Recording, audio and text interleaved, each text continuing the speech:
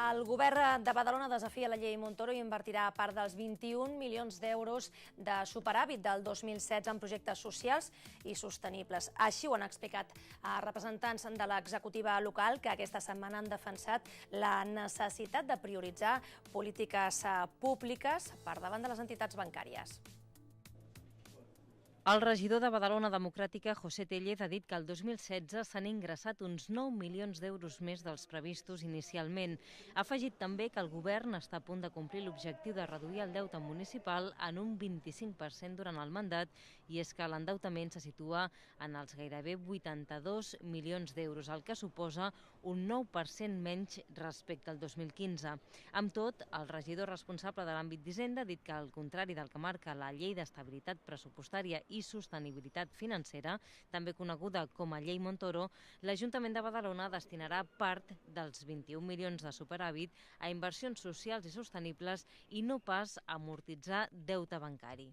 Entenem que la situació d'endeutament així ho permet i que la situació, els romanents de tresoreria, per primera vegada en la història recent de l'Ajuntament de Badalona, no aniran a destinar-se a pagar deute als bancs, perquè ja estem en una situació que així ens ho permet i que, per tant, els diners de Badalona sí quedaran a Badalona i que no aniran a pagar a bancs i que no servirà perquè el govern de l'Estat es serveixi dels diners de Badalona per maquillar la seva situació de dèficit davant de la Unió Europea.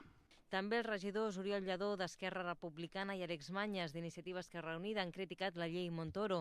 Han considerat que escanya els municipis i els seus habitants en obligar els ajuntaments a retornar deute amb els romanents de despeses generals en lloc de repercutir-los en el propi municipi. L'alcaldessa Dolors Sabater ha sentenciat que el pèndol ha canviat de bàndol. La prioritat no serà pagar bancs, la prioritat serà invertir en la ciutadania. Les lleis del govern del Partit Popular han anat destinades a afavorir el sector privat, disminuir el sector públic, obligant a les retallades. Des del govern han explicat que ara comença un procés de debat amb agents socials, polítics i entitats supramunicipals per establir quins seran els projectes socials que s'impulsaran amb els diners corresponents al superàvit. Amb aquest fons es podrien rescatar algunes de les propostes que van quedar fora del procés de participació ciutadana celebrat a finals del 2016. Badalona no és l'única ciutat que vol desafiar la llei Montoro. Ho fa de la mà de la xarxa de municipis contra el deute il·legítim i les retallades, un front format per diferents administracions locals i moviments socials que treballen arreu de l'Estat espanyol per la derogació de la llei Montoro. Avui volem parlar d'aquesta llei que, segons molts ajuntaments, limita econòmicament els municipis, i ho volem fer de la mà d'un dels moviments socials que forma part d'aquesta corrent. La Yolanda Fresnillo és membre d'Econa. Gràcies per acompanyar-nos. Com deia, són diversos els ajuntaments que reclamen la derogació de la llei d'estabilitat pressupostària, la coneguda llei Montoro, a banda de Badalona. D'això en parlarem més endavant. Primer, de quina forma aquesta llei afecta econòmicament els municipis?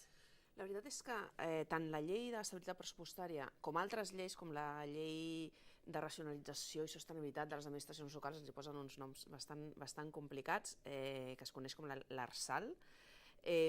Són lleis que marquen molt fins on poden arribar els municipis i altres administracions públiques, també la Generalitat i el mateix Estat, en la despesa i en l'endeutament. Aleshores, per exemple, marquen el famós sostre de despesa, que és on ha incorrit ara a l'Ajuntament de Badalona, i diuen fins on poden arribar les despeses cada any als diferents ajuntaments. Això es marca en funció de la pròpia economia de cada ajuntament, en funció de com va el pressupost d'un ajuntament un any, l'any següent pot créixer fins a tant per cent, sense superar els límits de dèficit, que en el cas dels ajuntaments és zero, no poden generar dèficit, i segons com va el creixement econòmic. I aleshores diu, la vostra despesa l'any que ve pot ser tanta de màxim.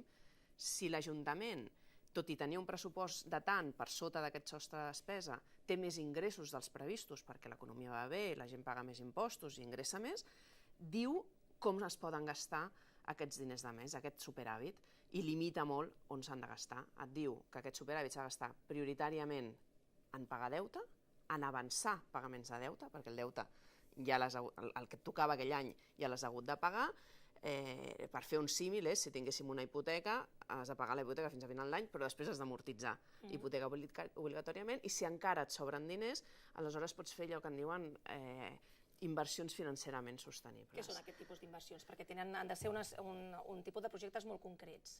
Sí, la lògica és que siguin inversions que no generin una despesa extraordinària en els següents exercicis, és a dir, que una vegada la fas, després no et generi més despesa. Per exemple, una escola bressol, si tu construeixes l'escola bressol, després tindràs despesa en personal, en manteniment, en material,